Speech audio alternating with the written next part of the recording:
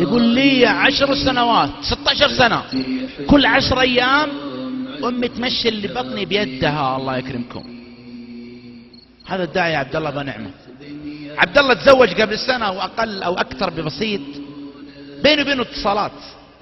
قلت عبد الله معليش تزوجت وانت تعبان؟ قال تزوجت بر في أمي.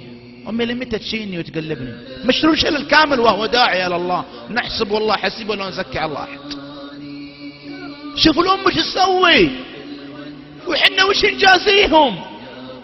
نجازيهم بأف، ليتها أف. ربي نهانا عن أف. جمل مفيدة نقول.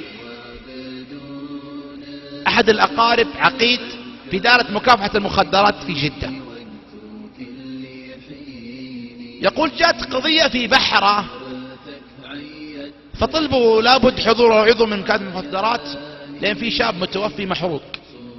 هذا الشاب دخل على بيتهم، شافت أمه فقالت يريد أنت لين متى على هذا الحال؟ أثرت فيها الكلمة. دخل سكب على نفسه بنزين، ولع بنفسه نار، انتحر. دخلت عليه أمه شافته مولع نار. ايش سوت؟ دقت على الهلال الأحمر، دقت على الدفاع المدني أو الجيران، صارخت. والله ضمته مولع نار. ولسان حاله يقول نموت مع بعضنا أو نعيش مع بعضنا. الولد مات في الحال. الأم استأصلوا لها جميع الواجهة، كانت فيها حروق من الدرجة الثالثة وتوفت في أحد مستشفيات مكة رحمة الله عليها. هذه أم. أنت وأنا الآن جينا هنا، هل أمك راضية عنك؟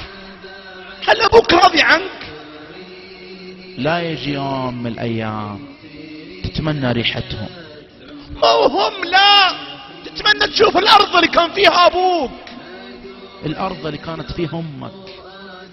هي رسالة جاية اليوم، بكرة، بعده، جاية لابد انك تتقبلها.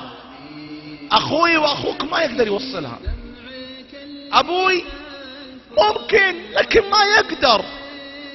يمكن خالك او المطوع اللي عندكم في الحي راح يجي يوم من الايام يقول لك يا فلان امك ماتت، يا فلان امك ماتت. هل عندك قدرة تستقبل الكلمة هذه؟ هل قدمت شيء لهم؟ هل في بر بينك وبينهم؟ هل يدعو لك يا رب اصلح واهديه، او يا رب لا ترده اذا خرج؟ انت تختار لنفسك الدعوات اما من اعمالك وافعالك. فاحمد الله على والديك، احمد الله على امك وابوك. وشوف من يتمنى والدين.